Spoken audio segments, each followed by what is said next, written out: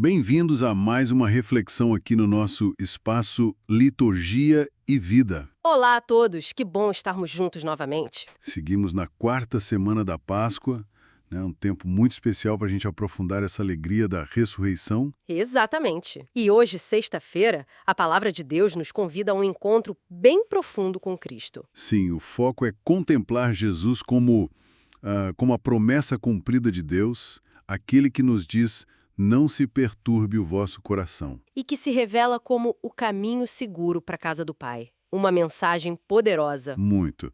Como será que isso ressoa na nossa caminhada hoje, né? Vamos pensar juntos. Vamos lá? Começando pelos Atos dos Apóstolos, capítulo 13.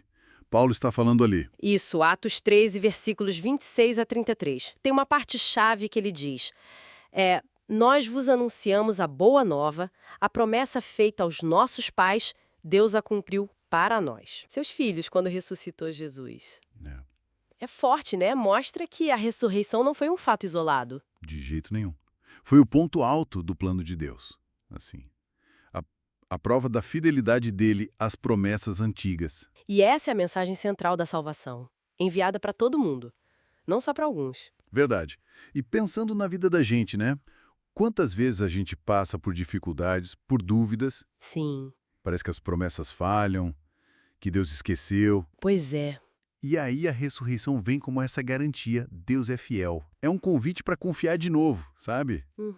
Especialmente para quem talvez se sinta um pouco distante, né? É um chamado de volta para essa confiança. Talvez um bom exercício seja lembrar de momentos nossos, né? Onde a gente viu uma ressurreição acontecer.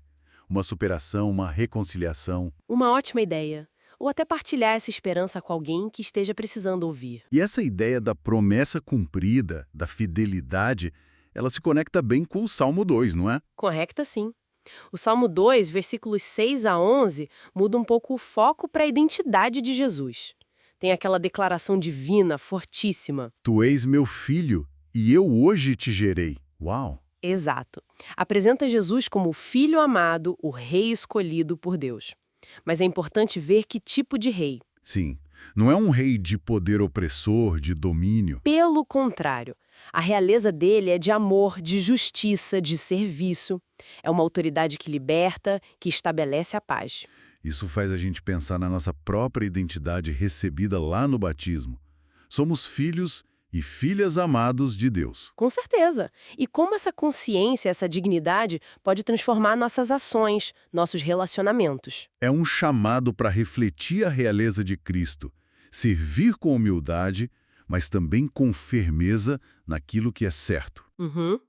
Talvez começar o dia com essa consciência: sou filho amado, sou filha amada de Deus. E diante de um desafio, se perguntar: Como um filho de Deus agiria aqui? boa. Ou mesmo ao exercer a nossa autoridade no trabalho, em casa, fazer isso com espírito de serviço. E então, a gente chega no Evangelho de João, capítulo 14, versículos 1 a 6. Esse é um texto muito consolador. Jesus está se despedindo, os discípulos estão aflitos, confusos. Sim, o clima é de angústia. E é nesse momento que Jesus fala: não se perturbe o vosso coração. Eu sou o caminho, a verdade e a vida. Ninguém vai ao Pai senão por mim. Que declaração! É impressionante. Ele não só aponta o caminho, ele é o caminho. A resposta para a angústia deles é ele mesmo. Ele é a direção segura, a verdade que liberta, a vida plena para chegar ao Pai. Num mundo com tantas ofertas, tantas incertezas, né? Tantos caminhos que às vezes não levam a lugar nenhum. Verdade. Para os corações inquietos, perdidos, Jesus se apresenta como a bússola. A fé nele não é só acreditar em algo, mas é um encontro pessoal que orienta, que consola. É um convite a confiar, mesmo sem ver todo o percurso. É uma confiança radical, né?